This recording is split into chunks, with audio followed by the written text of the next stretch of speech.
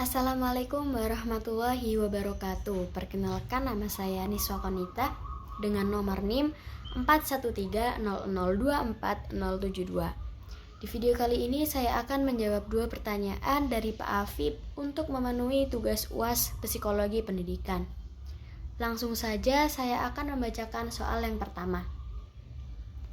Apa saja yang harus dipahami guru sebelum mengajar? Sebelum seorang guru mulai mengajar, ada beberapa hal yang sangat penting untuk dipahami agar proses pembelajaran menjadi efektif dan bermakna. Pertama, guru perlu memahami karakteristik siswa. Setiap siswa memiliki keunikan.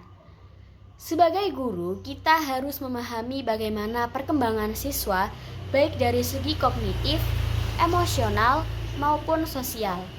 Misalnya, siswa sekolah dasar cenderung aktif, mudah penasaran, dan suka belajar melalui aktivitas yang menyenangkan. Disinilah pentingnya bagi guru untuk mengetahui cara menangani siswa sesuai dengan tahap perkembangan mereka. Kedua, pemahaman terhadap materi pelajaran. Guru adalah sumber belajar bagi siswa, sehingga menguasai materi yang diajarkan adalah suatu keharusan, bukan hanya tahu apa yang akan diajarkan, tetapi juga bagaimana menyampaikan materi tersebut dengan cara yang mudah dipahami. Misalnya, dalam pelajaran matematika, guru tidak hanya menjelaskan konsep, tetapi juga memberikan contoh yang aplikatif. Ketiga, tujuan pembelajaran. Setiap pelajaran memiliki tujuan, dan guru harus memahami apa yang ingin dicapai dari pembelajaran tersebut. Misalnya, apakah siswa diharapkan mampu menjelaskan konsep, menyelesaikan masalah, atau membuat produk. Dengan memahami tujuan pembelajaran, guru dapat merancang kegiatan yang relevan. Keempat, metode pembelajaran. Guru harus memiliki metode yang sesuai dengan kebutuhan siswa dan materi yang diajarkan. Misalnya untuk pelajaran IPS, guru dapat menggunakan metode diskusi atau permainan peran untuk membuat siswa lebih memahami materi. Dengan metode yang tepat, pembelajaran menjadi lebih menarik dan siswa lebih mudah menyerap pelajaran. Kelima, media pembelajaran. Media sangat membantu dalam memperjelas materi. Guru bisa menggunakan alat peraga, video pembelajaran, atau teknologi digital seperti presentasi atau aplikasi edukasi. Media yang tepat dapat meningkatkan minat belajar siswa. Keenam, pemahaman terhadap dinamika kelas.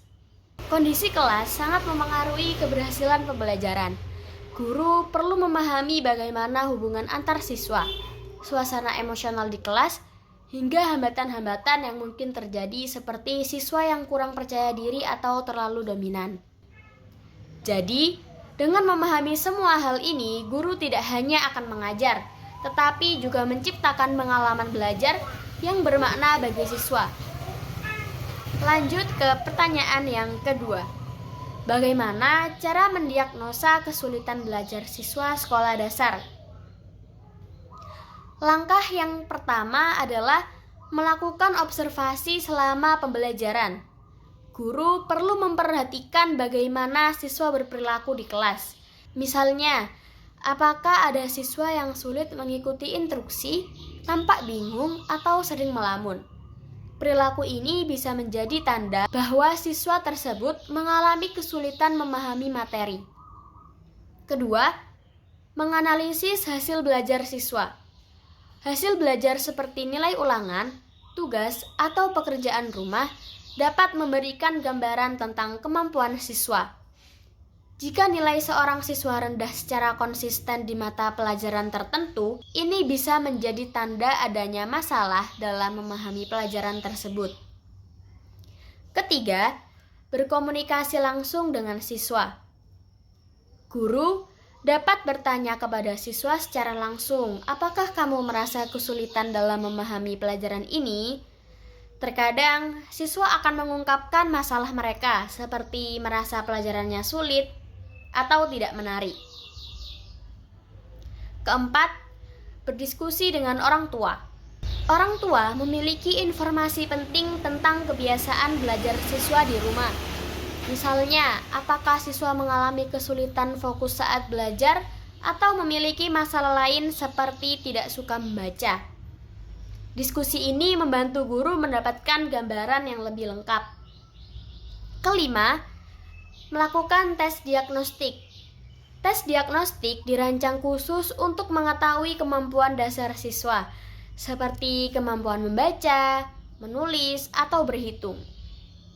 Misalnya, jika seorang siswa kesulitan memahami soal matematika, tes diagnostik bisa membantu guru mengetahui apakah masalahnya ada di pemahaman konsep dasar atau kemampuan berhitung pada diri siswa.